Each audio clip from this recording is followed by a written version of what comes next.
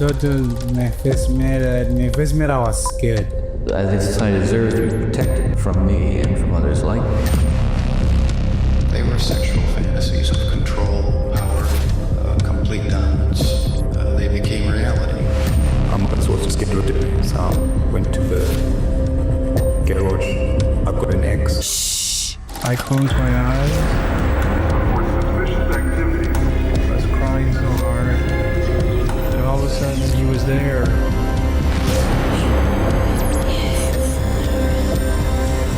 was the only thing that gave me any satisfaction. I am a human being and I killed human beings.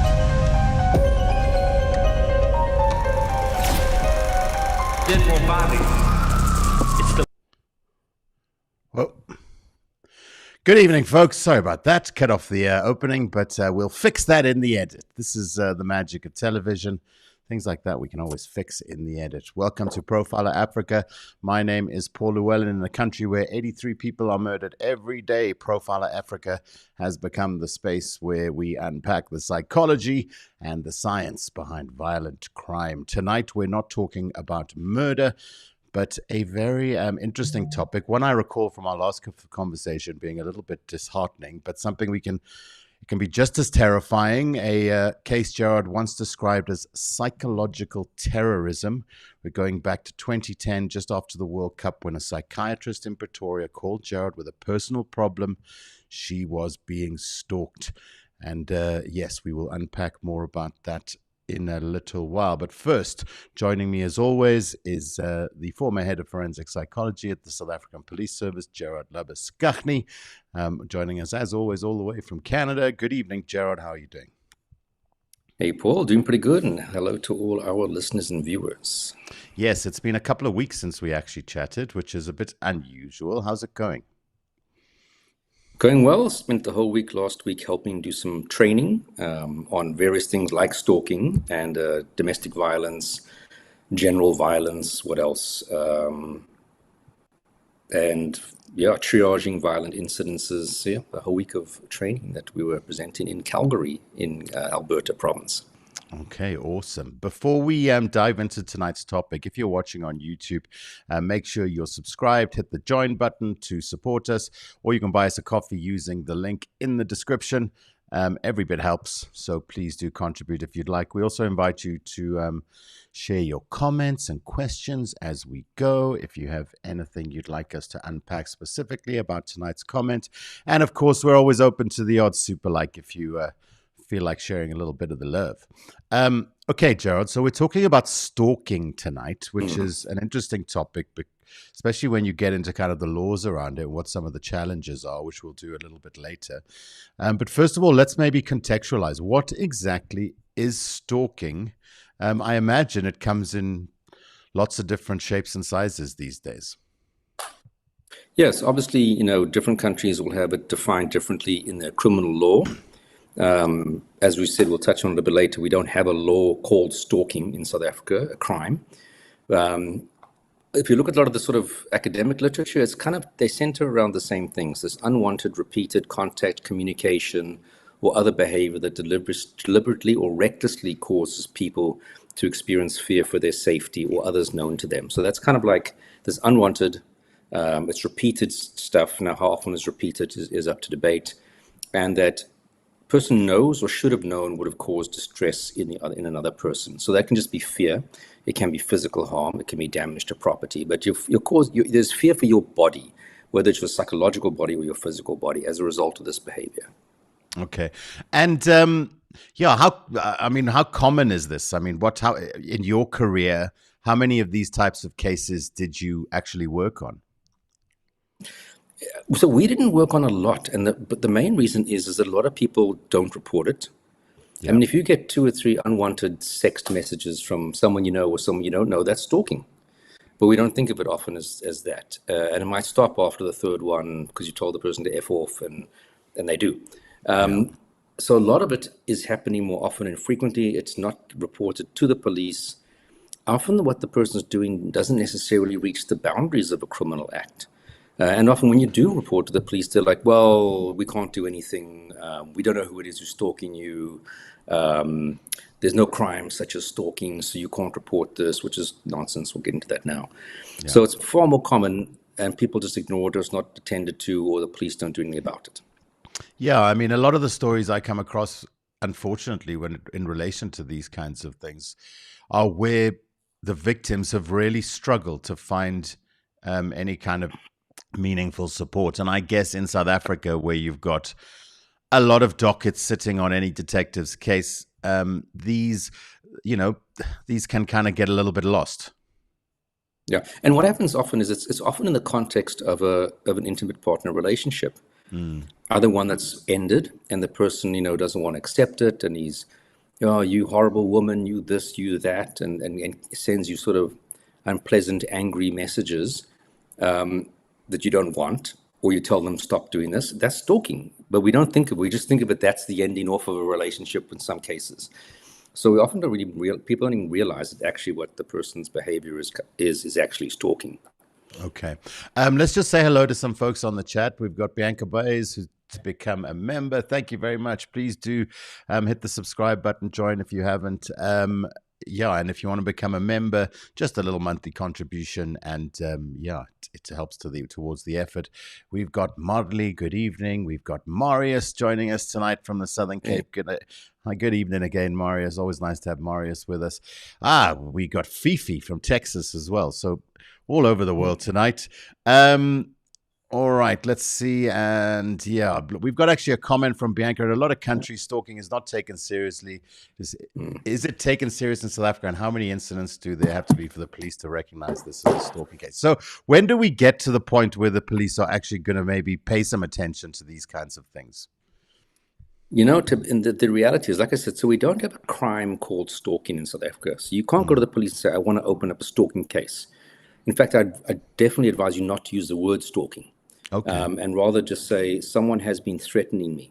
Someone has, thrown a brick through my window. I mean, stalking encompasses such a wide range of behaviors. It can be text messages, emails, the person standing outside your house waiting for you on the street corner for 5 times in a row every day when you go to work, to, throwing a brick through your window, to assaulting you. So stalking really is a massive potential number of behavior, but it's this unwanted, repeated behavior that causes you fear. That's the nuts and bolts of the definition. Yeah. So it's easier, sadly to say it, if it fits in what the traditional police's view of a crime is. He threw a brick through my window. Yes, he was sending me threatening messages, but he threw a brick through my window. They're probably going to go, okay, great. That's malicious damage to property. We can investigate that. That's a crime. But the angry SMSs, the threatening SMSs, they often don't know what to do with it because they don't see that as being a crime. So sadly, when it's something in the behavior fits more into the traditional sense of what a typical crime is, the police are a bit more, okay, we know what that is. So they're not good at this, but he's sending me death threats, which is a crime. But they'll go, but he hasn't done anything yet, come back to me, which is, it's just the most ridiculous statement that people can make. But you get that across the world, to be honest with you. For sure. So it's easier when something that fits in with the normal definition of a crime, and that's what you report. They might not do anything else about the other stuff and the angry SMSs. That might just be background context for them. It might be introduced during the trial, if there is even a trial, to say, but there was a bigger pattern of stuff going on. But it has to look like a traditional crime. So that's why I say, don't go to the police in South Africa and say, I want to open a stalking doc, because they say it doesn't exist, goodbye. But what he was doing to you might count as multiple crimes in South African law.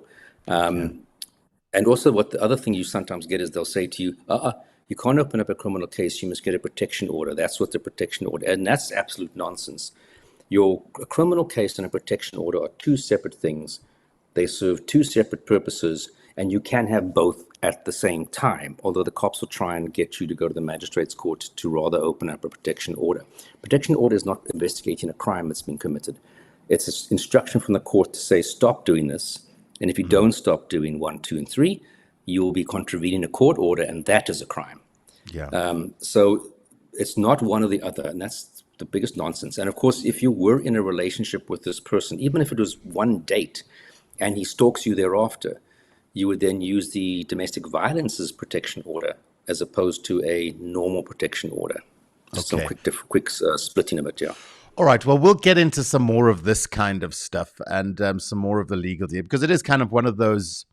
It is one of those crimes where you do need to be a little bit more informed of the options that you have available to you when it comes to reporting.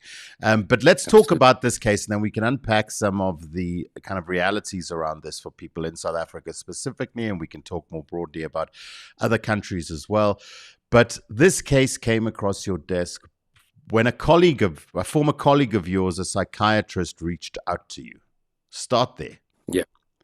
So this would have been about July 2010. I think the World Cup had just finished at that point in South Africa.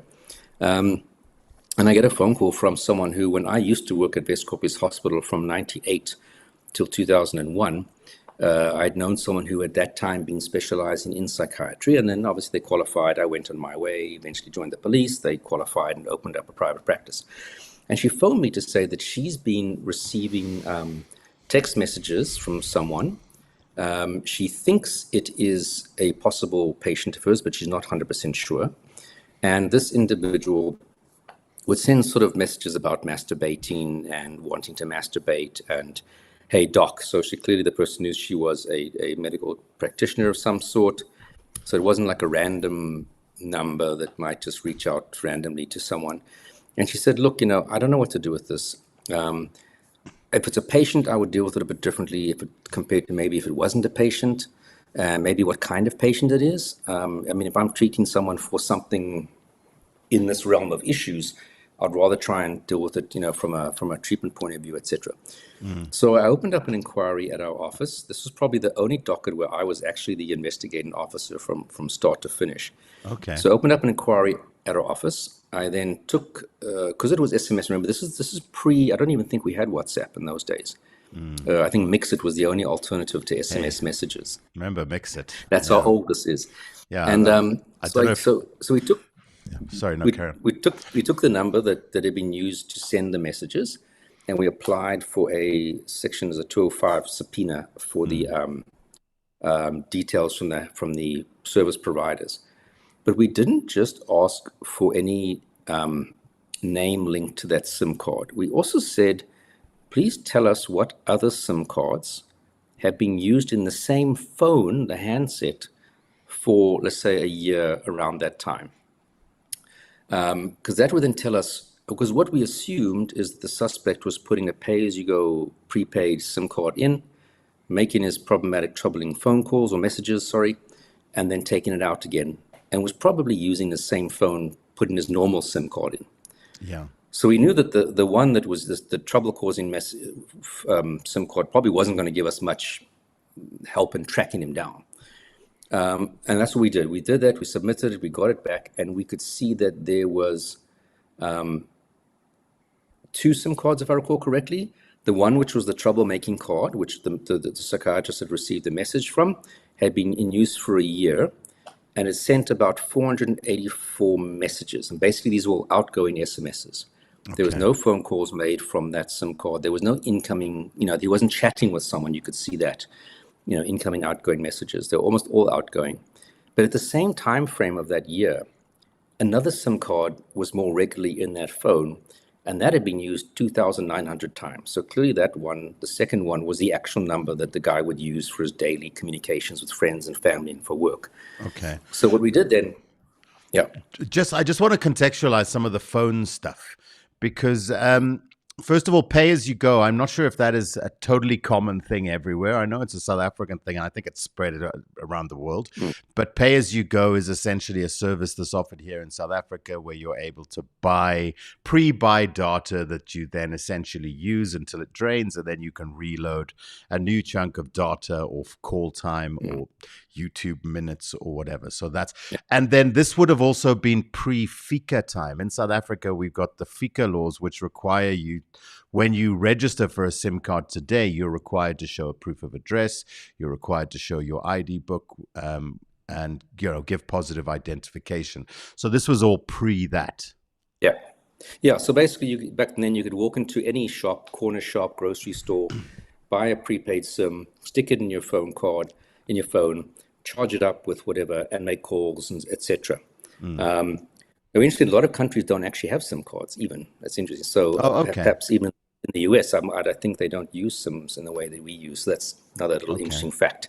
Yeah, okay. So absolutely right. So this was the days before, by law, you had to register it to a name. Now, still, even nowadays, there's ways around that. You can get, if you go to these local cell phone shops in any mall, you can probably ask a guy, does he have a card for you, that you don't have to prove who you are. But basically, back then, it was much easier for people to do this. Now, it's not that they weren't traceable. So everybody thought, well, a prepaid is untraceable. No, it leaves the exact same forensic trace as any other number. It's just not linked to an account with a name traditionally, like if you had a contract phone. Yeah, exactly. But its calls, its contacts is exactly the same as any other card.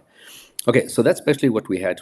So we asked her to then check in her patient database, does this other number, the one that had been used 2,900 times, does it match? Because we could have obviously gone back to the courts and say, please give us a new subpoena to ask the cell phone company, who is this person who is using this number?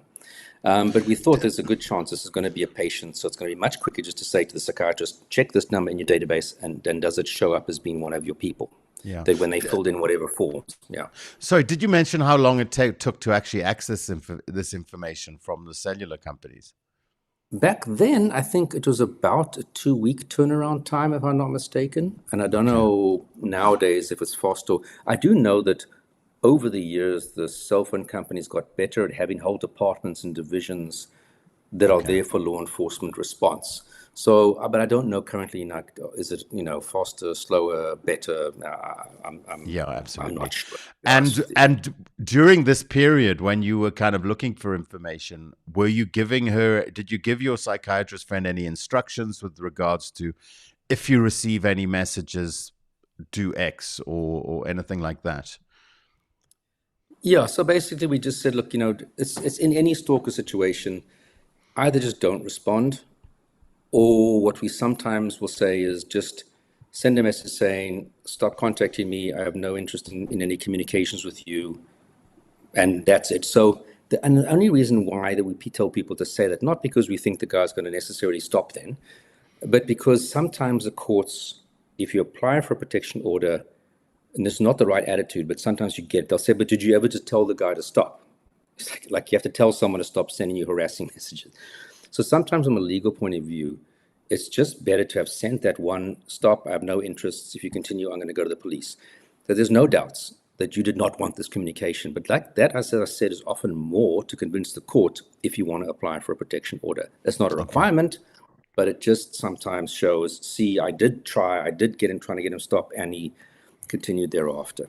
Absolutely. Before we go to revealing the suspect's identity, which and kind of cross-referencing against her patient records. Let's just take a couple of comments. We've got Keith. Hey all from Johannesburg. Hi Keith, how's it going? Bianca says, I think the hard part is showing evidence for a stalking, and the fact that victims get looked at as if they're crazy and making stuff up. Well, yeah, I mean, in South Africa, we must also talk about that, as just how victims are treated essentially typically when they're reporting things, how victims rather. Are people in South Africa able to get protective orders through the court system like in the US? Yes, they are, and we'll unpack more of that. Marley says, Baby Reindeer puts stalking on the map. I still haven't watched that. Have you watched it? I haven't either, to be embarrassed to say. Yeah, no. Okay, so Marley, me and Gerard are both putting it on our to-do list to binge watch this weekend. And then let's take one more. It's a criminal act in SA, but once again, overwhelmed and under-resourced SAPs who are also not trained in the law. Okay, so we'll talk about what you can do to be more informed and what we should hope that SAPs will one day be able to do to be more informed as well as we go. So you asked her to cross-reference against her patient records, and what did you come up with? Well, it came up with the name of one of her patients. And this was a guy who had been referred to her by her employer, by his employer, the suspect's employer, because he had substance issues. HR had sort of booked him off temporarily, sent him to this particular psychiatrist because she worked in the substance abuse arena. So that was her area of expertise. And yes, unfortunately, he decided he's going to now send these inappropriate messages to a patient. Now, what's interesting, I said to her, I don't know if I asked her before we found out the name, who do you think it is? And what was interesting, who she thought it might be was not the guy who it actually was. That's just an interesting side issue. No, that is absolutely. Okay. So now you've identified someone. What? You just hop in the police car, straight to his house, and we lock him up. Oh, no. So you could have done that. If you wanted to be lazy, you have that statement from this lady. At that point, it would have been things like exposing someone to, because he also sent pictures of himself masturbating, or little, what were those called? MMSs, SMSs with the text, and then MMSs with the little videos, etc., or still shots of him holding his, well, we assume his penis, and sending those to us. So at that point, it would have been probably, in terms of the Sexual Offences Act, I do have the charges, exposing someone to genitals without them wanting to. Now, nowadays, probably with the Cybercrimes Act, there will be different charges you could also add. But this I think was pre that. So we were using the Sexual Offences Act, which was essentially like flashing, like a flasher. If you're walking down the street and the guy says, "Hey, come over here," and he exposes himself.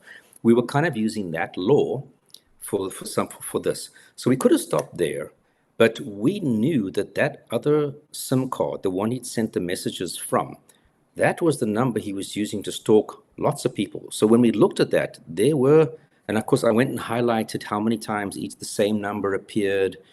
And what he would clearly do is he would bother a lady for a night or so, and then shift over to a new number the following night, and then shift over to a new number. And he had about 40 different people.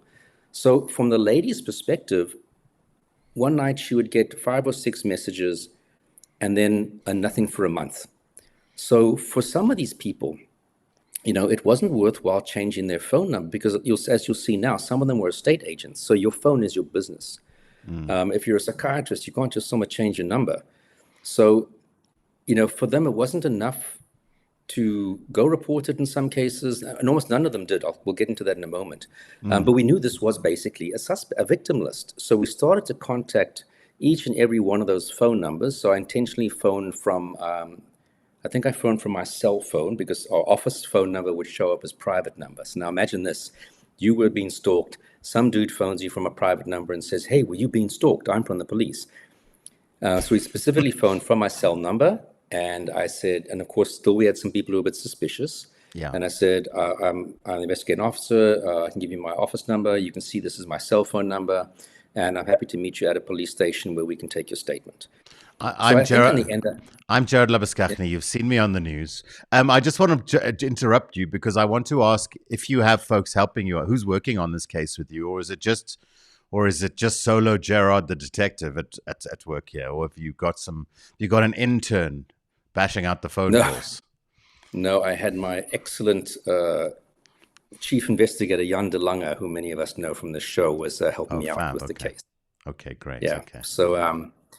So really it was not a out there investigation. It was kind of like a paper investigation. You're going, phoning, taking the statements, of course, that was going out, meeting with the people. But a lot of it was a sort of the nerdy investigation, if you want to call it that, going through things. Yeah. So in the end, I think I had about 9 women that gave me statements. Almost everybody that I got hold of said, yes, I had received messages. Sometimes it had been up to 42 messages. Sometimes it had been a couple of messages.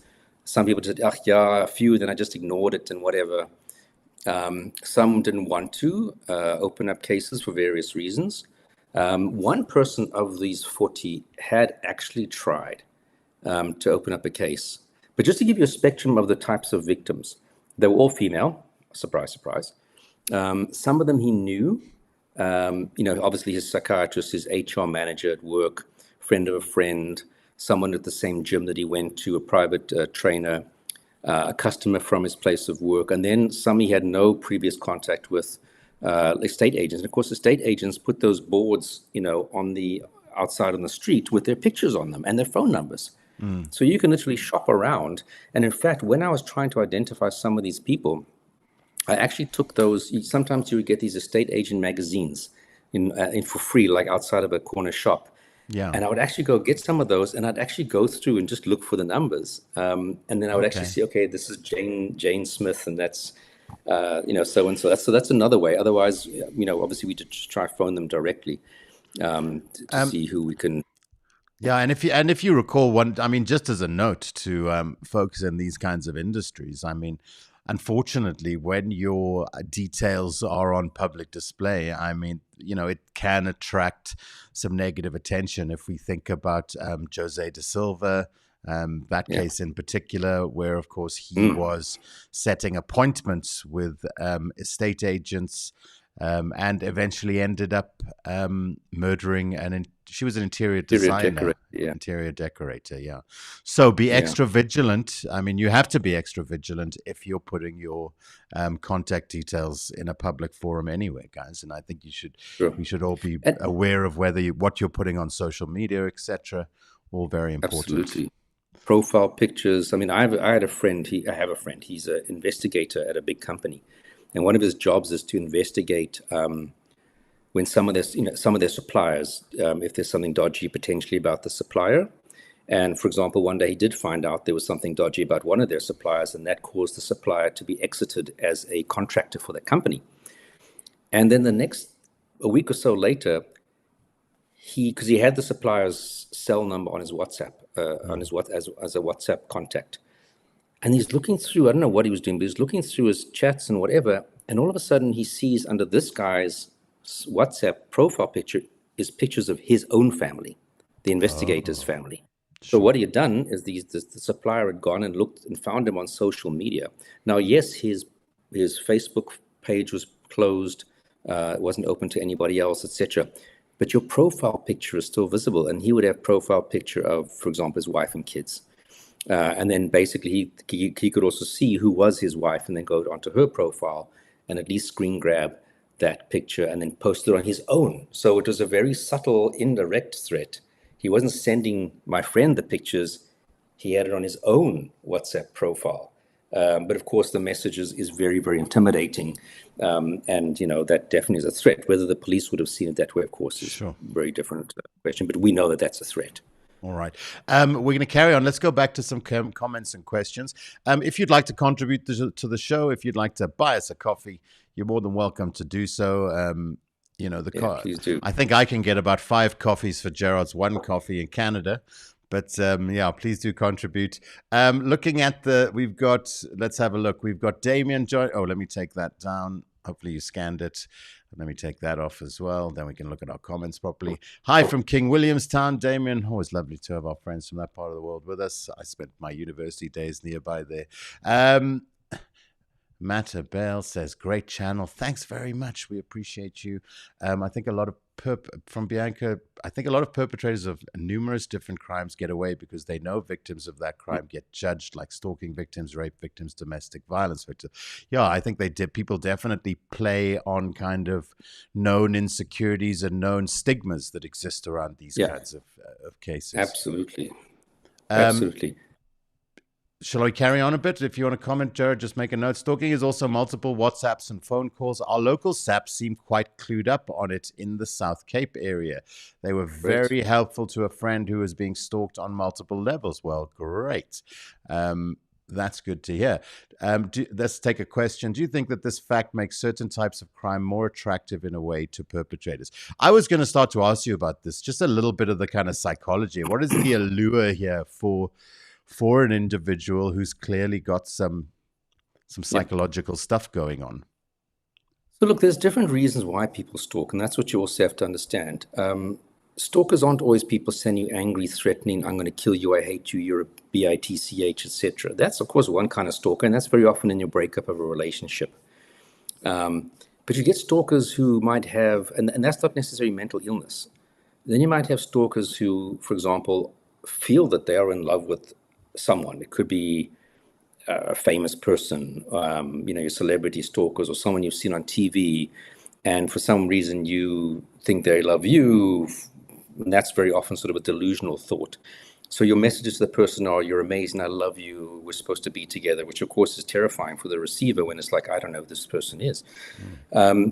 Sometimes it's, like I said, an angry customer who fires off a bunch of emails, you guys are useless, you're shit, blah, blah, blah, I'm going to do this, That's also stalking. We just don't necessarily think of it that way. So there's different reasons why people stalk, and that's kind of important to help understand, how long is this going to last for? what kind of response should we give? Would a protection order help? If someone's delusional, a protection order is not going to make them stop. You might want to rather get the person involuntarily admitted if that circumstances require. Or you take out the protection order knowing they're going to transgress it, and hopefully the court can order the person, trying to get the person caught up in the formal legal system that could maybe get them into some court-ordered treatment. So there's lots of different reasons why people do it, and that's going to impact on how we would respond to these types of things. Okay. And yeah, it is called RICA. Sorry, Damien. I don't know why. I've always got a habit of putting an F there. Like, I think too many years of playing FIFA. So I just go to FICA's FICA. the bank. Isn't FICA the banking stuff? Sorry. Okay. RICA's Yeah, RICA is the cell phone stuff. Yeah. Okay. Thanks. Thank you for the correction. I'm always happy to own up to my ignorance. Yeah. You can get mental illness issues plain, or like I said, delusional, when you've got that fixed false belief that someone's in love with me or whatever that fixed false belief is, which causes you to reach out and contact someone. You can get paraphilias, which are your abnormal sexual interests, such as if you are a voyeur, a peeping Tom, might cause you to go and look through the window or place a camera or follow some woman that you're sexually, sexually interested in. So there's, there are some mental illness, but a lot of this is, as I said, the context of an ex relationship is probably the most frequent type of stalking, where the guy doesn't want to let it go. He, whatever reasons, he's angry and upset and fires off these horrible messages, or please, can we get back together? And you've said, no, leave me alone. It then becomes stalking behavior. Okay, so podcast hosts sneaking into their co-host bedroom in the night and watching them sleep would count. Exactly. That would definitely, yeah. Okay, well, I'm in addition sorry. to housebreaking. I'm sorry, Gerard, but at least I got away with it. Okay, so back to the case. You've identified, 40 plus victims here. Are you obliged now to go and open a case that is 40 dockets wide? How are you kind of identifying kind of key cases to focus on and look at as part of the investigation? So I reached out to the people who had the most messages. I thought I'd start with them because they had the most evidence. They would be the most aggrieved, as opposed to the person who got 2 messages. So I started with them, and you kind of get to a point where you're either struggling to get hold of the other people, or other people are saying, no, thank you, I'm not interested. I had 9. I felt that was a good enough number. And one of them had actually, what's interesting is that out of all of those people, one had managed to open up a criminal case at Bedford View Police Station. So we went there and took that docket, and like nothing had been done in 6 weeks. They hadn't even subpoenaed the cell phone company to try and do what we did. Nothing. This is the only way you're going to solve this case was by doing what we did, and they hadn't. So we took that docket. One of the other people had gone to a police station, the HR manager, and they just took a statement and said, no, you must go sort this out with Vodacom, which is absolute nonsense. Vodacom's got nothing to do with this. But first they also said, let me have a look at the videos, and had a good laugh at the videos that she had received. So, just absolutely shocking behavior.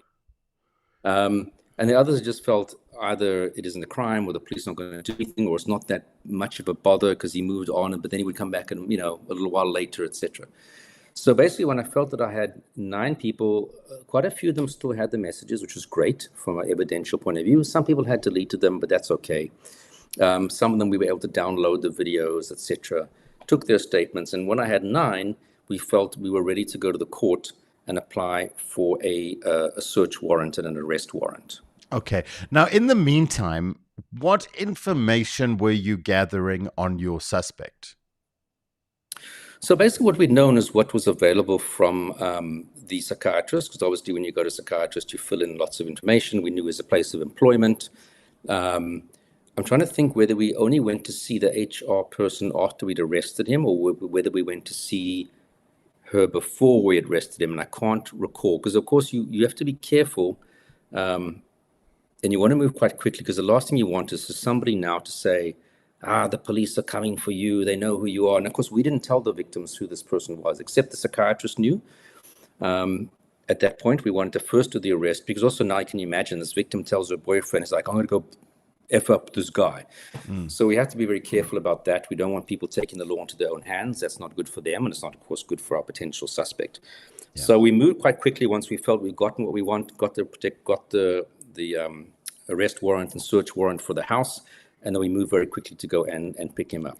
When you're applying for the arrest warrant and the search warrant, how specific do you have to be with the kind of information that you're providing? Because, I mean, is it just a blanket search warrant to go in and look through everything, or do you have to kind of specify what it is that you want to look at? Yeah, so you've got to specify what is it. Firstly, you have to write an affidavit why you need a search warrant and an arrest warrant. You'll have the docket with you that they can look through to see whether you've got good evidence to justify the arrest warrant and the search warrant. And then we specify what we're going to look for. You have to specify who's going to be present during the search. And if it's not going to be during regular hours, you have to specify why it's going to be after hours.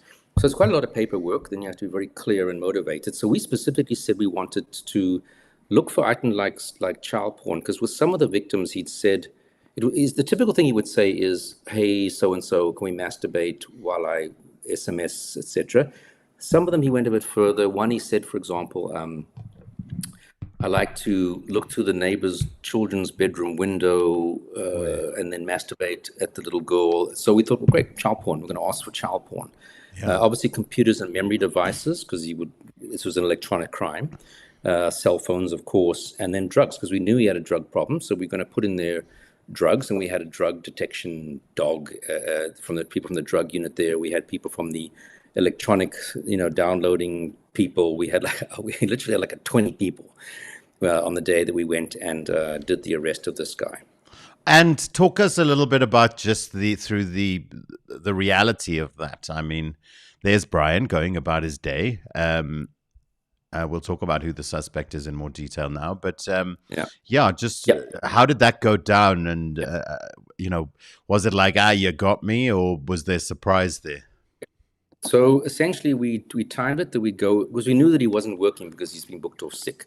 He lived at his mom's house, and so we knew the address. It was in Edenvale, and we set up everything. Checked out the house the day before, so we knew where it was. Okay. The morning of course, Yanni de Lange, who was always early. I was stuck in traffic, traveling from Pretoria, and he seems like the guy was leaving somewhere, maybe going to the gym or something. So Yanni pounced, and a couple of them who were there early grabbed him as he was driving down the road and arrested him, and then took him back to the house, because, of course, we have to execute the search warrant. Okay. So he was happily just about to go and do whatever he was doing on his, as I said, he was booked off, probably was going to go to the gym, I can't recall specifically.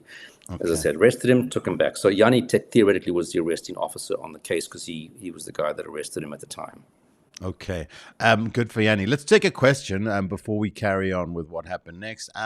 This is actually my mate Garen, who's bringing Red Nose Day South Africa back. If anyone wants to be a part of bringing Red Nose Day back to the nation, then let us know on email and I'll put you in touch.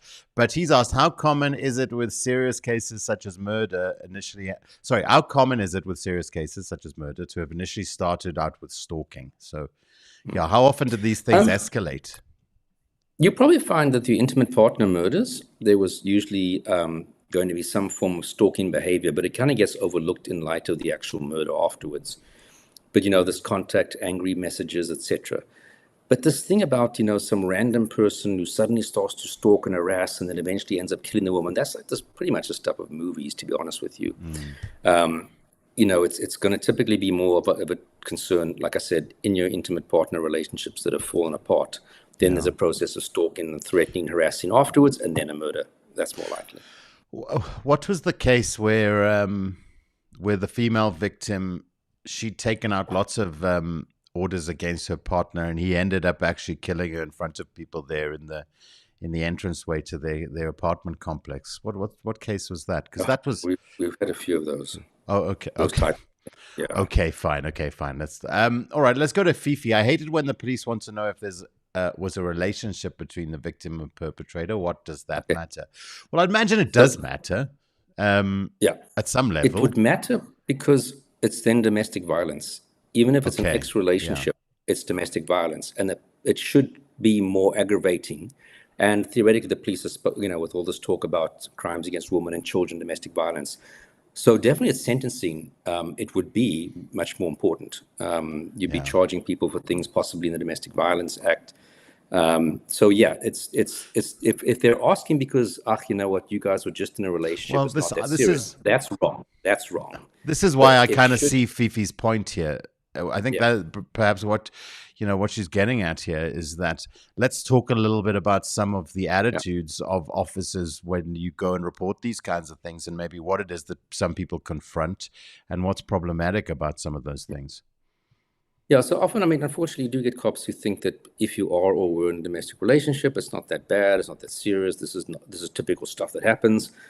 So if you're asking for that reason, then it's absolutely inappropriate. But if you're asking because of you might want to have certain charges, or they might want to advise you, if you want to get a protection order, you must get one in terms of the Domestic Violence Act as opposed to the Protection from Harassment Act. But it should then maybe go to a FCS detective who deals with domestic violence as opposed to a normal detective maybe. But if it's because they're trying to say to you, hey man, it's a relationship, like you get, unfortunately, some people that go to the police station to report domestic violence, and they'll say, no, come back tomorrow if you want to really report, because you guys always withdraw these cases. That's absolutely inappropriate and wrong. You should never turn someone away from opening up a case of any nature. Yeah, maybe if you met with that kind of behavior, is it advisable then to maybe go somewhere else and report it? You can, you sometimes have it where a police station will say you have to report it in the jurisdiction where it occurred. Theoretically not true. I mean, you can report a case in Cape Town that happened in Pretoria. They will transfer the docket to Pretoria, and it might delay the investigation getting going. So it is better to try and open it in the station area where the crime occurred. But they theoretically can't turn you away. They should open up the docket and transfer it. Now, it could get lost in that process. It could take much longer. That is absolutely true. Yeah, if it gets sent in the post, then it's definitely causing a delay. Keith asked, does the internet, doxing, etc., also fall into the stalking category? Absolutely. I mean, Good these question. are just different methods. People talk about cyber stalking as if it's something different. No, it's just, 20 years ago, we didn't have cyber stalking because we didn't have WhatsApps and Facebook. I don't even know if existed 20 years ago. So all that's happened is that stalkers have just adapted with the times. I mean, 100 years ago, you had to send an angry letter to someone through the post. Now we can do it straight away through a ton more different methods, Twitter, WhatsApp, you name it, Instagram, we can engage in the same behavior. And of course, it's become far more easy to cover up your tracks. You can get anonymous email. I won't tell you which companies. You can, it's a lot easier to cover up your tracks nowadays without fancy technical knowledge, and bug people in a way that the police probably won't be able to trace who you are. Okay, let's do one more question. I'm not sure if you would have watched, but the recent Kendra Lakari case, unknown number, the high school catfish on Netflix, is absolutely shocking. Why did it take the authorities so long to identify the mother as the stalker? I haven't seen that as yet either. Gerard, I don't know if you have. No, we will watch and get back to you, Paula. Okay. But Paula, and again, like I said, it's Gerard are watching Stalking series this weekend. Sorry. It's typically things like I just said. It's either going to be because the police don't have the technology. And again, I don't want to give tips to people how to do this, but it's really not difficult if you just sort of do a little bit of Google searching to cover up your tracks in a way that even the most competent police won't be able to trace your number.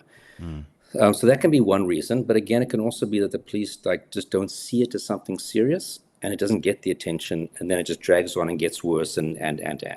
Yeah, as Neil pointed out, sorry for the spoiler alert there, guys. If we've ruined your viewing plans on Netflix this weekend, we apologize. All right, here's an interesting one from Shelley. Hi, Shelley. Hope you're well. Some of the Devilsdorp victims were estate agents, weren't they? Yeah, so the later cases, they call them the appointment murder. So the earlier cases were sort of frenemies, people that the little crowd didn't like anymore, that had fallen out of the crowd. Later on, the ones that were occurring around Krugersdorp was people that they'd made appointments with. I think it wasn't estate agents necessarily. I think it was also insurance or people selling like policies, if I'm not mistaken. But yeah, they made appointments with people through their business, basically, and then killed them. So they were setting up the meeting to kill them. So I wouldn't regard that setting up back and forth as stalking, because the purpose of that wasn't to cause fear and and anxiety, etc. It was more to set up your crime, and then the murder that took place. Okay, I've got it. We're going to go back to Brian, but first, thank you, Bianca, for your contribution. We appreciate you, and also thanks, Mom, as always. And hi, Auntie Ali. Hope you're well. Okay, so to our next question. Okay, here we go. Back to Brian then. When you finally had the chance to interview Brian, was his personality what you expected, or did he surprise you? So let's talk a little bit about Brian and your impressions and your interpretations of Brian. Yeah, look, so obviously when he was taken back to the house and to be present while we searched the house. So we're not really interacting with him at that point. We want to interview him in a controlled environment. But he should be present when the house is being searched, although it was his mom's house. We did find drugs, etc. We then took him back to the police station to interview him. It's always difficult one to say. I think you often, in any case you're investigating, you build up an image of this person in your mind based on their crimes. Serial murder cases, good point, case in point, and often the person is just not what your mind was building up inadvertently in the background. With these cases,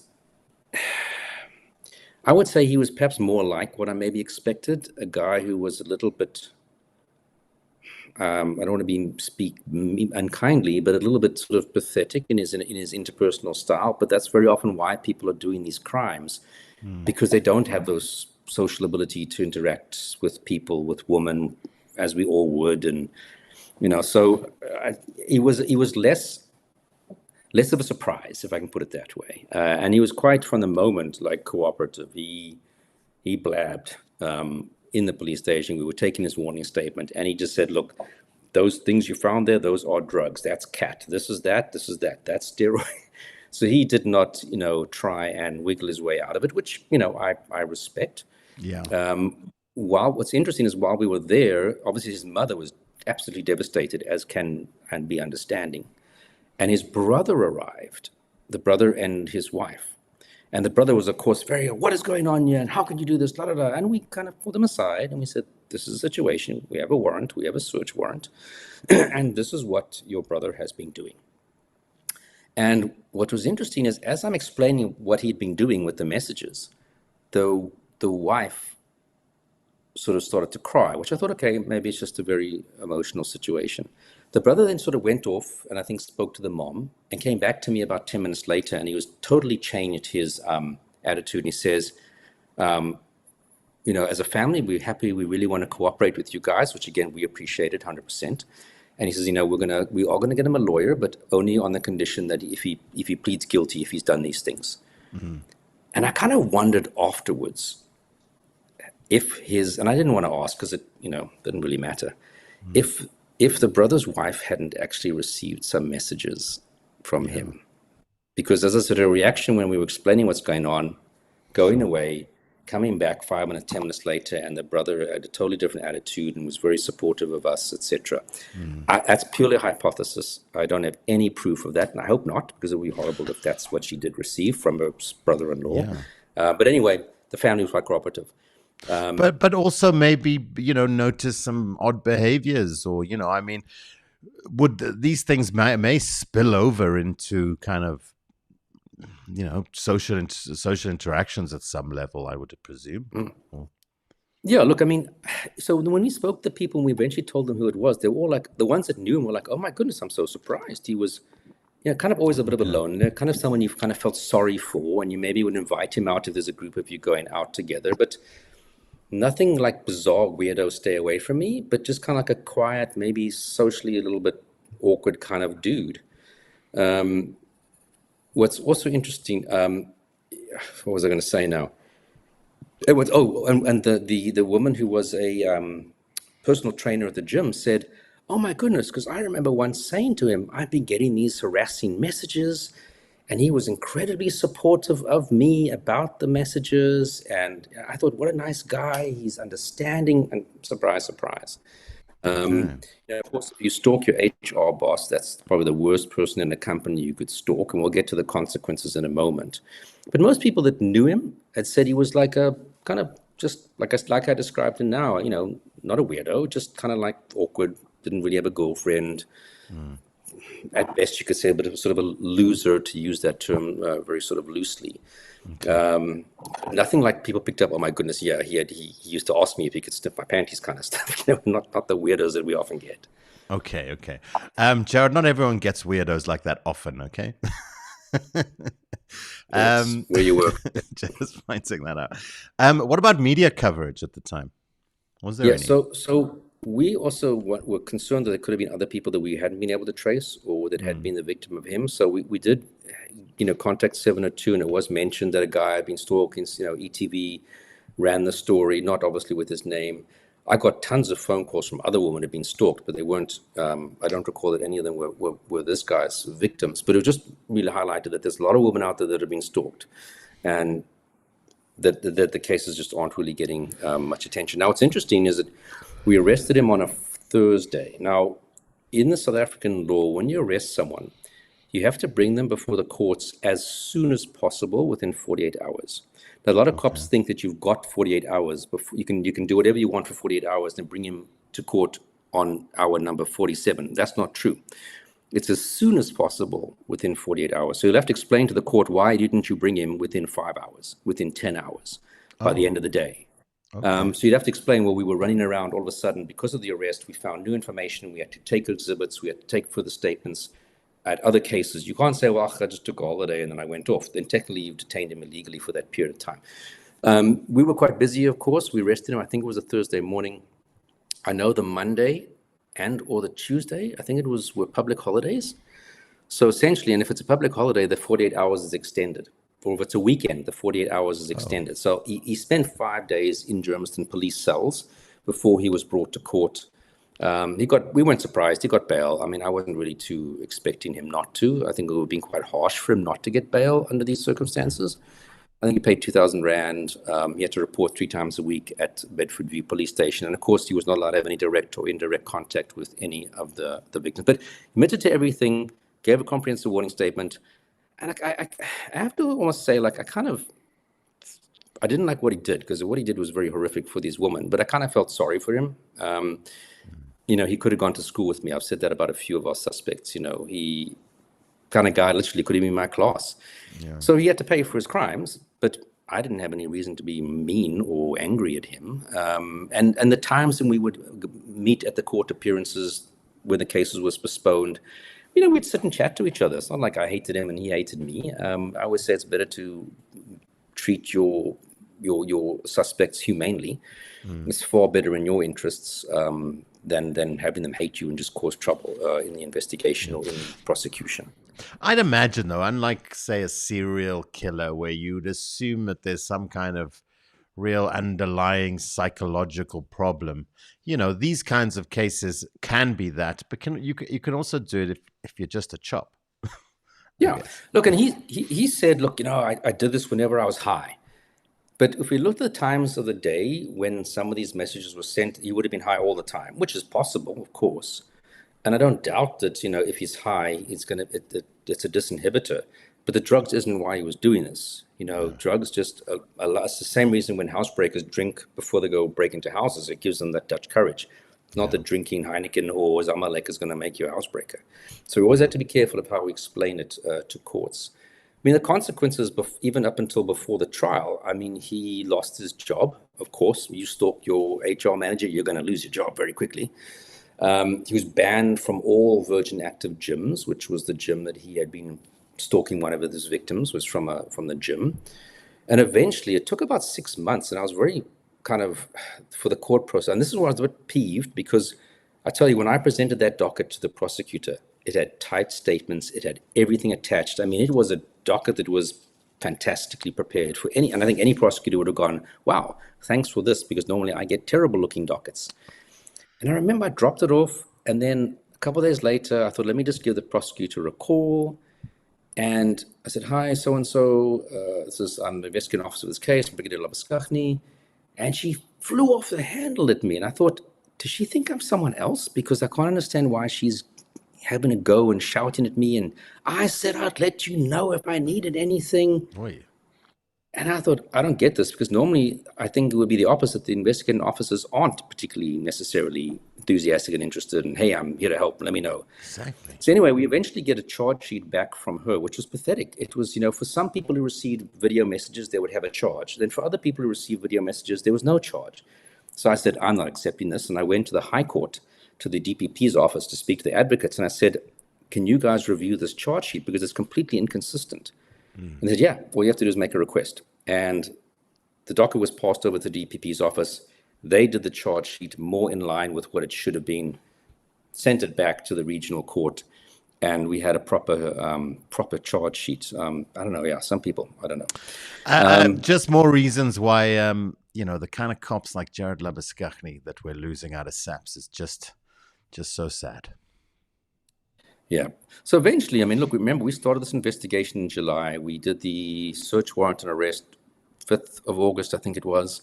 Eventually, 26th of January, he finally managed to plead guilty on all counts. So he did that. And what's interesting is that, remember I said that the brothers said they're going to get him a lawyer as long as he pleads guilty.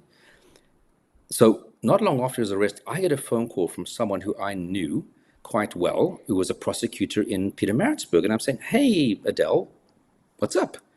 And she's like, what has my client done? And I was a bit confused because prosecutors don't have clients. I said, sorry, what are you talking about? She says, Brian. I'm like, hang on a minute.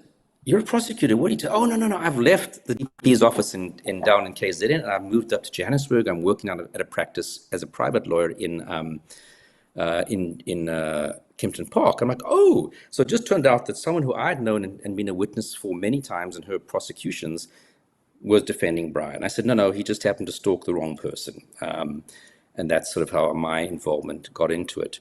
So we had a very good working relationship because I knew Adele, very well. And I said, look, anything you need, let me know. And this is the situation.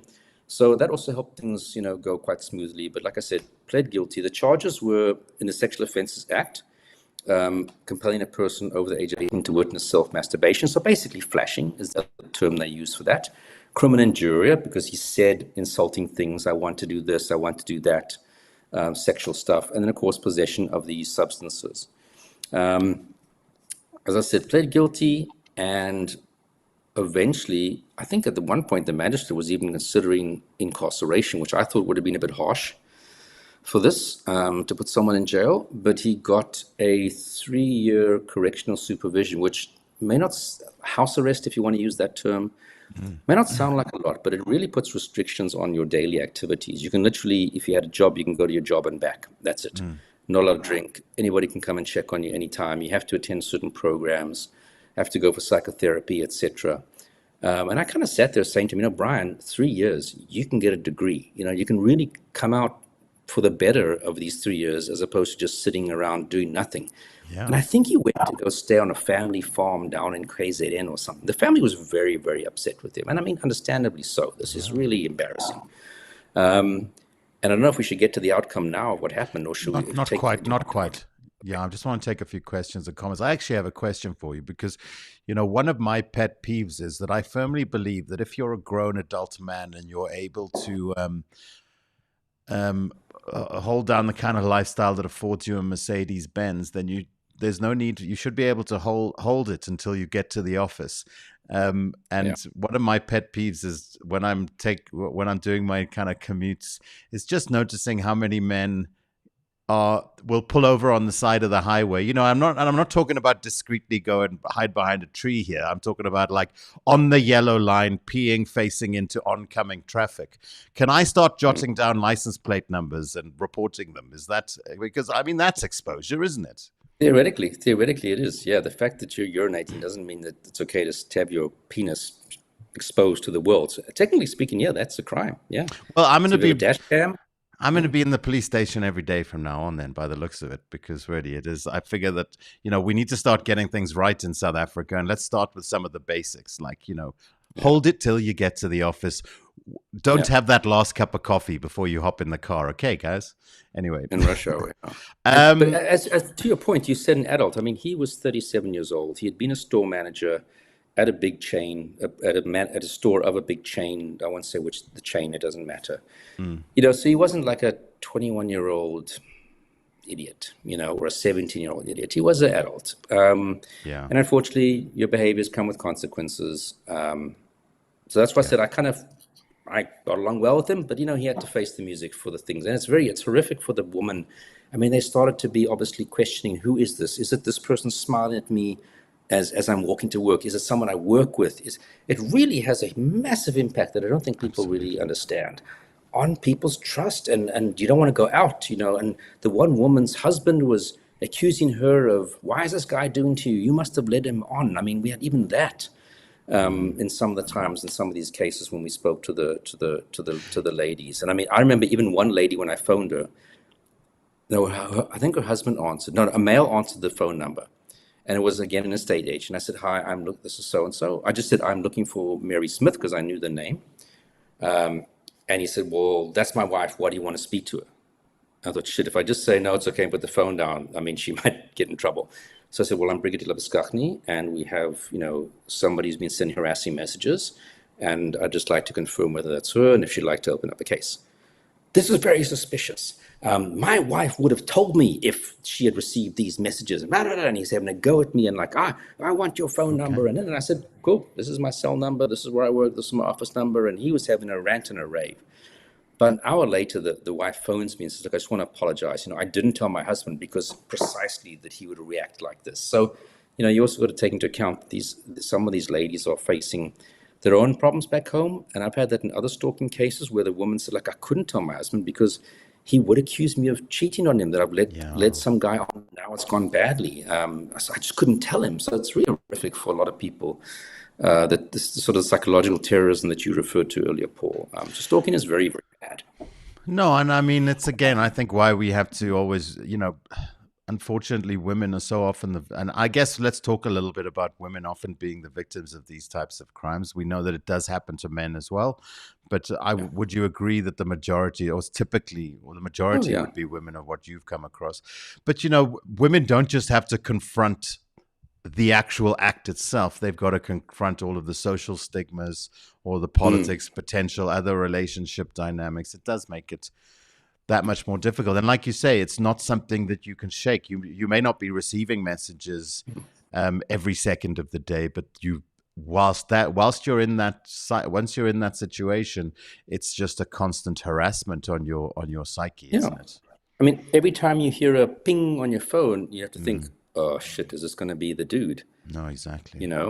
And what happens if you open it, like I said, and your husband's sitting next to you and there's a picture of someone masturbating? He's going to go, and this? I mean, exactly. It's just like really, horrific for various levels. Let's just say hi to Helen, because it's always great to say hi to Helen. Lovely to have you with us, Helen. When you are with us, always lovely. Todd said, "Where do I subscribe? Where do I subscribe?" And that would be, you just hit the subscribe button. The bell will remind you or tell you send you a reminder when we post new episodes. And if you want to subscribe, just hit I think it's the join button. Yeah, the join button. All right. Let's see if we've got a couple of questions before we get to the outcome. We've got Shelley says, a recent case in the US, husband Daniel Krug created a stalker and stalked his wife and then killed her and blamed the stalker. Okay. Well, clearly got caught. Exactly. Yeah, exactly. Good. So let's see what kind of stalking case. Let's talk about sentencing. What kind of a sentence? We talked about his sentence. He got 3 years, but what's the scope here? It's really difficult, unless the person has actually assaulted you in the process, you're not going to go to jail for the typical stalking stuff of like sending the messages, etc. It's not a jail level crime typically, unless there's been physical violence or sexual violence, or you've maybe broken into someone's house in the process. So that's the problem with this is, the criminal case isn't necessarily the solution to keeping you safe. I mean, if we knew that every stalker was going to spend the next 10 years in jail, fantastic. Then we know he's going to be put away. But it isn't often the solution to the problem, except hopefully him thinking, I better stop now because the consequences are too great. So the typical standard stalking, when they're sending messages, threats, honestly, if they even prosecute you, which is a good question whether they will, correctional supervision, maybe, suspended sentence, very possibly, maybe. It's not like the person's going to go to jail unless they physically have harmed you as part of your pattern of stalking. And somebody that is sentenced, charged, possibly goes through, possibly has a incarceration period. Are there any public registers, any sex offender type roles, those kinds of things? So yeah, look, if you're convicted of any sexual offense under the Sexual Offences Act, you will be added to the Sexual Offences Register. But that is not a publicly accessible register. Okay. And it can only be checked by people, for example, schools that have to employ somebody, nursery schools, I don't know what the other organizations who can make an application to see if John Smith's name is on the register. So no, but there's not even if you have a protection order taken out against you, the protection order isn't a conviction against you. It's an instruction to stop doing something. So there is no public record that you've had 10 protection orders taken out against you, or that you're on a protection order list for various reasons why. But yeah, so often, might have a criminal record, which is forever, obviously. Only if it involves sexual stuff would you get added to the sexual offenders list, and possibly also they would say, you can't own a firearm. Why wouldn't that be publicly accessible? Because if you've been charged and if you've been, proven guilty of a crime, then that is public information, and surely this is something that, that information is accessible anyway. So, and it would be a good thing for people in a neighborhood, for example. You got very proactive in Joburg WhatsApp groups, for example, and in cities, I imagine, around South Africa and wherever you are these days. So, it could be the assignment of somebody in your community to be kind of monitoring that on a fairly regular basis and just letting people know of kind of people coming into their environment. It seems like it shouldn't be an issue, or is it a technical constitutional kind of thing, or what? Probably because I can almost tell you now, you'd have vigilantes and people would go after these people in the community. Yeah, I guess. I don't want a sex offender staying near me and they throw petrol on his house or just make his life miserable. Yeah. So that would probably, I think, is the main reason. What people would abuse that information, hound people. Now, emotionally, you might not think that's a problem, but that's what would happen, and that's probably why they don't want that as a publicly accessible record. Other countries it is, but not ours. Yeah, I guess it's tough because, the law has to run its course. If somebody's been sentenced, served a term, then technically they've done their part. And so they should be allowed to be able to kind of adjust their behavior back in society. So I get you, but a debatable one, I would imagine. Were there any indications of it in his childhood or upbringing that brought red flags that he would do something like this? So you've said a number of times that the family was surprised, people that knew him were surprised, but in retrospect, anything come up? Gabe, at that time when I interviewed him, my goal was really to get a confession, if I can, get him to admit what he's done. I didn't really interview him thereafter. I just chatted with him, as I said, the times he had to appear in court, and I was obviously there as investigating officer. I didn't really know how much his mom was going to talk to me because, of course, I've arrested. No matter what he's done, it's still her boy. Yeah. So I didn't go into that level of trying to find out background info. And my goal at that point was build my docket, present it to the prosecutor, make sure we can get a conviction. So it's a good question. Retrospectively, I also have those questions. Was there anything funny going on that they did or didn't notice? I'd be surprised if there was anything that it could have said, yep, this guy's going to become a stalker one day. A lot of people have social deficits, people with autism spectrum have difficulty relating to people, but people without autism spectrum have difficulty relating to people and speaking to women, etc. So I don't think there would be anything that could have conclusively said, we've got to watch out for this guy. We have to intervene with this guy. Otherwise, he's going to be committing crimes later. Okay. We've been going for quite a long time. We're at 70 minutes already, Gerard. So we're just going to start to wrap things up a little bit. Just, Gabe, thanks for taking a break, by the way, from playing games. Have you dealt with any women stalker cases? Oh, yes. As you quite rightly pointed out, the majority of people doing stalking are men towards women. But my experience is when you get a woman stalker, it's really bad. It's super bad. And I dealt with a case that one of the first people to actually use the Protection from Harassment Act, and I think this guy was in about 2012. I mean, he went through this lady, it was someone that he, in his own words, look, I had a sort of short relationship with this lady. It was a booty call type of relationship, friends with benefits, or whatever you want to call it. And it kind of ran its course. And this woman then kind of fixated on him. She created websites about this guy. She put up there, he's an informer to the police. He did this. He sleeps with, his friends' wives. And like on every social sphere of this guy's life, she was making accusations. Sure. He would start a new job. She would phone this employer and say, do you know that this guy 1, 2, 3, 4, 5? And they would say, look, man, we've got to let you go. And if he would go on a date the next day, and she was an IT expert, and the next day, this woman would get a phone call from this and harass this guy for years. So you do get them. Just my personal experiences, they are very hectic when women stalk. They do a good job, so to speak. Not a nice job, but it's from a stalking point of view. So yeah, you do get them. I guess a lot of guys want to report it because again they might feel embarrassed. I'm going to report I'm being stalked by my ex-girlfriend. That sounds like it's like any crimes. When the man is the victim, they kind of maybe feel like it's a bit embarrassing to report. Well, that's what Bianca said. I think it's not that more women get stalked necessarily. It's just that, like in a rape case, men feel more embarrassed to say that they are victims. So yeah, I mean, again, maybe I guess it's just looking at there are social differences between how it's perpetrated, how the response. Kind of based on kind of the gender norms and some of the, typical male versus female stuff, isn't it? All right. First of all, Shelley, thank you very much for the contribution. We appreciate you. Thank you so much. Stalkers, can stalkers escalate, Gerard? Yeah. So we have a lot of stalking assessment guidelines, like the Stalking Assessment and Management version 2, the SAM version 2, which is actually produced by the company that I work for, is a mechanism for assessing the concern for the stalking behavior. There's things like the stalking risk profile, the SRP. So there are stalking instruments which we professionals would use to assess the level of concern and where it could go to. So absolutely it can escalate on its own. It can escalate based on how the victim responds or doesn't respond. So for sure. So that's why it's always an ongoing monitoring of the concern based on what is the person doing now.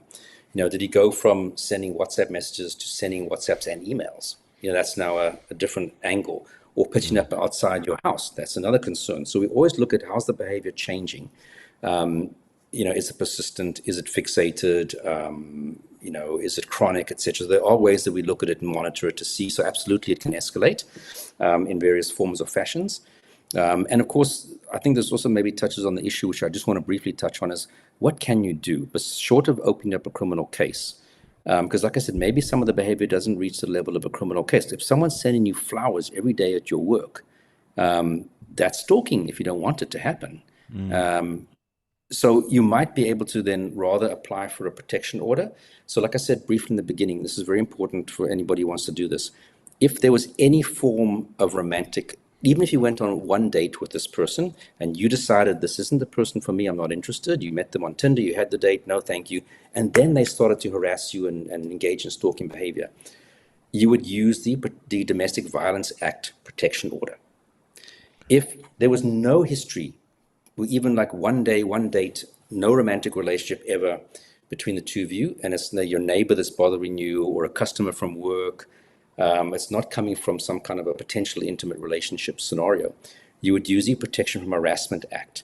Very similar, but both of them, you can download the forms on the internet, write a nice, thorough affidavit, because what people typically don't do is, I'll speak to people and they say, oh, I applied for, this is what happened, and I applied for a protection order and I didn't get it. And I'll be going, wow, I can't understand why you didn't get it, because all the things you've told me are exactly what this act is about. And I said, do you have a copy of your statement? Yes. And they send it to me, and it's like they haven't described half the things in their statement. So you really have to write a thorough, comprehensive statement. If you have any of these pictures on your phone, print them out, attach them to the statement. Any documentation to support what you've got is better. Then you go to the magistrate's court. The police are not involved in the application for a protection order at all, unless you want them to certify your affidavit, but you can have an affidavit certified at a lawyer. You can have lots of people are commissioners of oaths who can certify your affidavit. So what I would advise people to do is download the forms, fill them in, prepare your lengthy, detailed affidavit, get it commissioned wherever you want to. You can even write it yourself and just get the cops to stamp it, like we often do for statements. Then you go to your nearest magistrate's court and you ask, where do I go for protection order application? They'll say you go to room 12. You hand in your forms to the clerk and they'll tell you to sit down.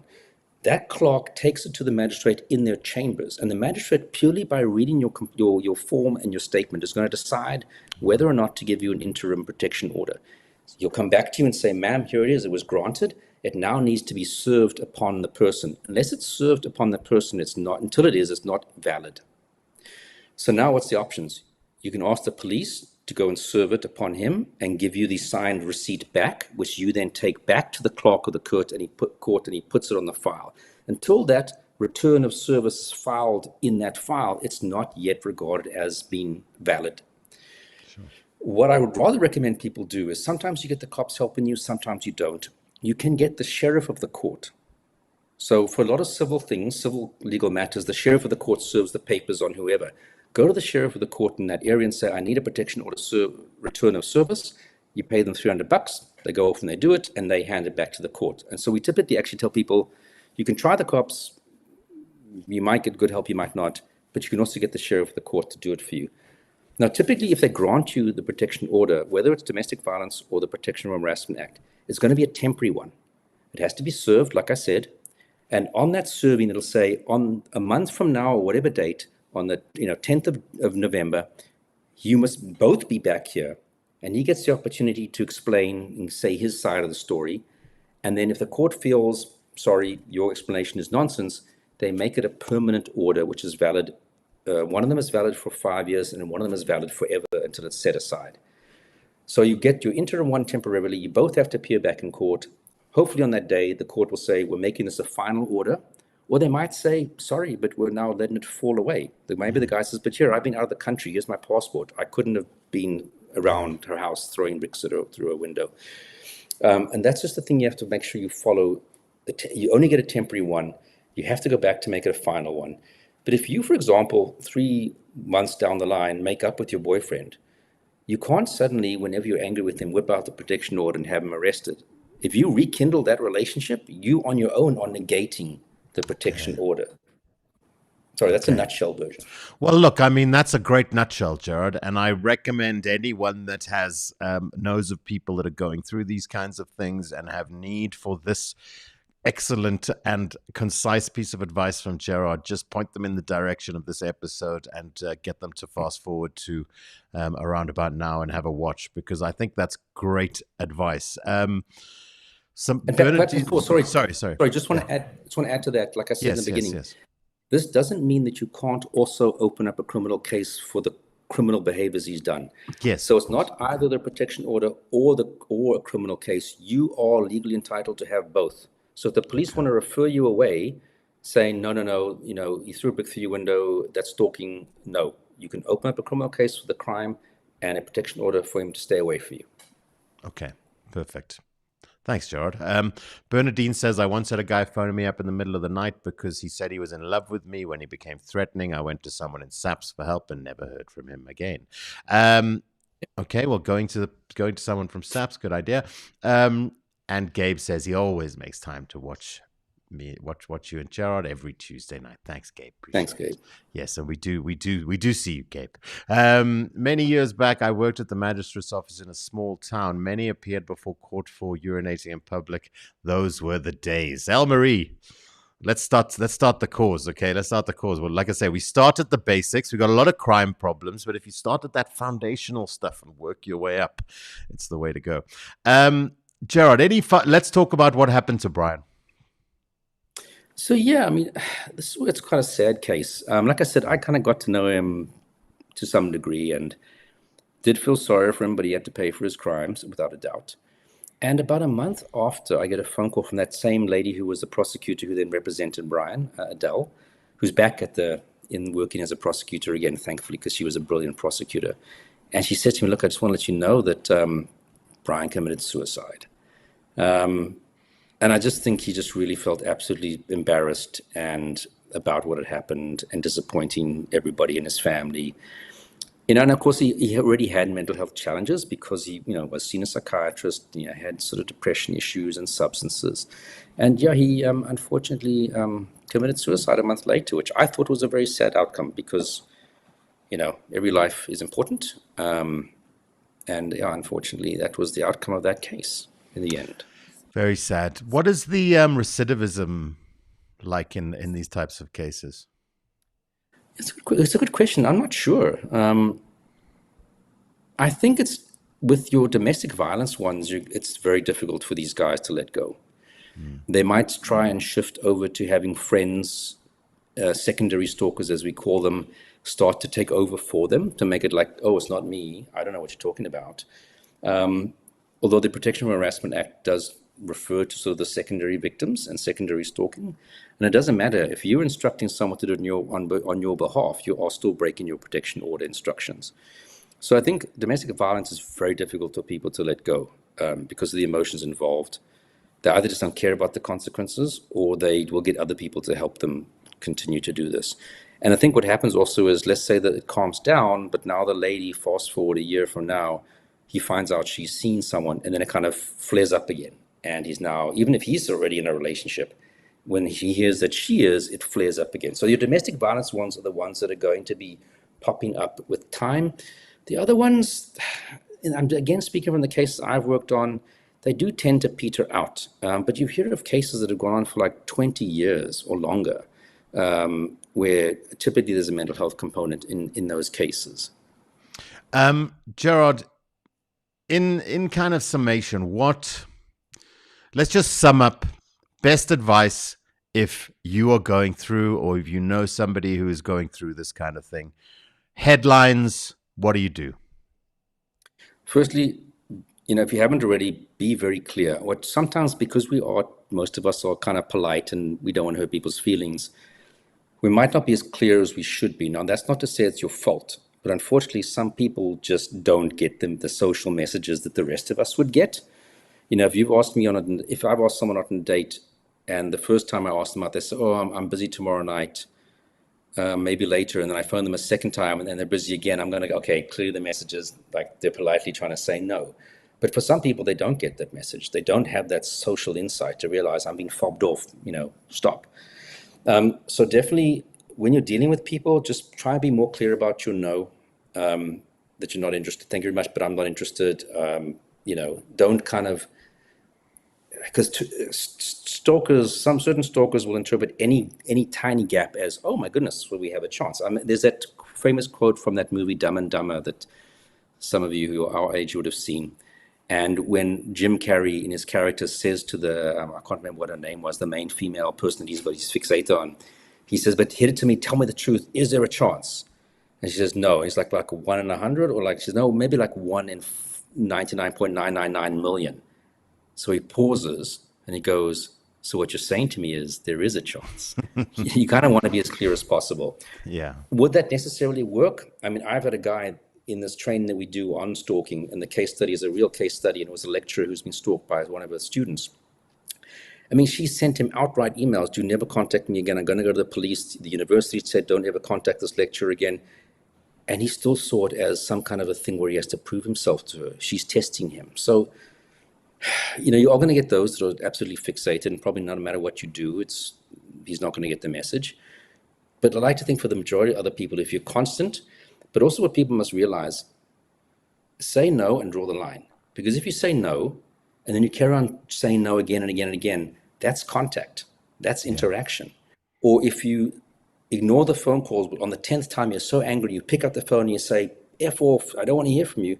What you've taught him is, I've got to phone this lady 10 times, and then she'll pick up. So often the things we do, we don't realize are actually helping keep this thing alive maybe longer. And we always want to draw the clear line, withdraw, and not have that communication as far as possible. Yeah. But, and like Bianca says, keep records of everything. I mean, yes, just sadly, your information gathering, all the messages you receive, any contacts, call logs, save and store all of that. And so that you're ready when you need to go to the authorities, you have all that information at hand.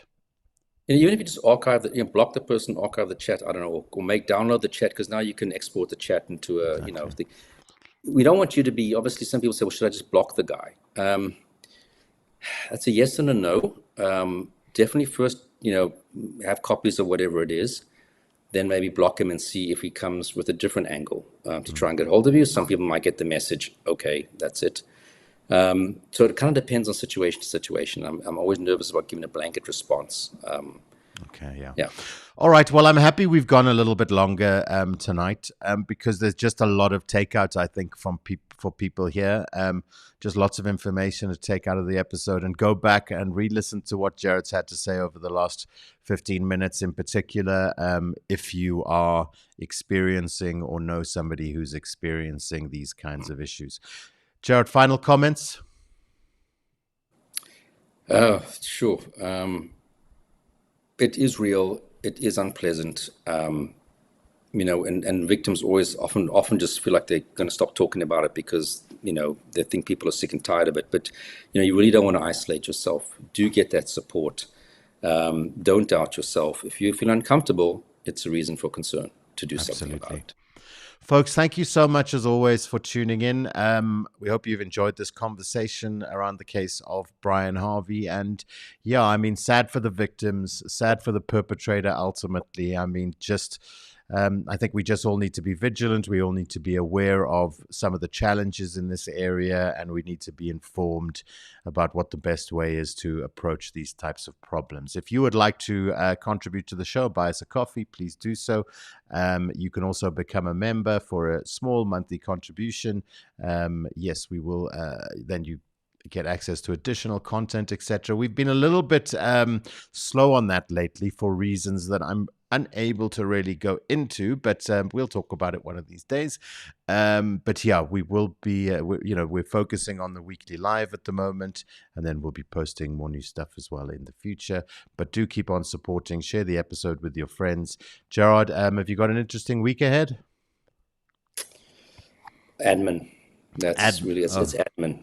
Okay, so you've been writing reports. You've been doing your traveling and teaching the last few weeks. Now it's back in the office for the paperwork, I guess. Yeah. Yeah. All right. Well, get through that. Okay. Enjoy the rest of your day there in Canada, folks. One last reminder to please hit the like and subscribe button, and we will see you again next week for more Profiler Africa. Thank you very much, Marius. Thank you, Helen. Thank you, Gabe Plays Games, Bernadine, Lauren, everyone who tuned in tonight. My mom, as always. Thank you to Bax for handling the chat tonight. As always, we appreciate you, and thank you to Amy as well for all of her assistance as we continue this fun endeavor of ours, talking about crime in South Africa and hopefully bringing some great information to you as well. That's it for this week's Profiler Africa. The Brian Harvey case really does show how psychological terror can be just as devastating as physical violence, and how systems not built to deal with it often leave victims completely exposed. Make sure you're subscribed, and remember, trust nobody. In a country where 83 people are murdered every day, knowing the minds of killers isn't curiosity, it's survival. Subscribe to Profiler Africa now. It's free, or become a member and help keep the channel alive. Remember, trust nobody. My first meal, I was scared. I think society deserves to be protected from me and from others like me.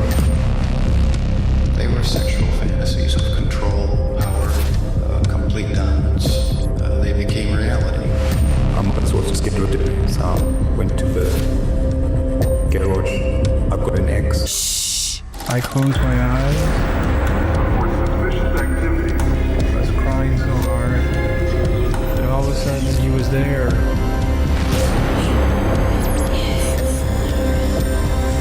It was the only thing that gave me any satisfaction. I am a human being and I killed human beings.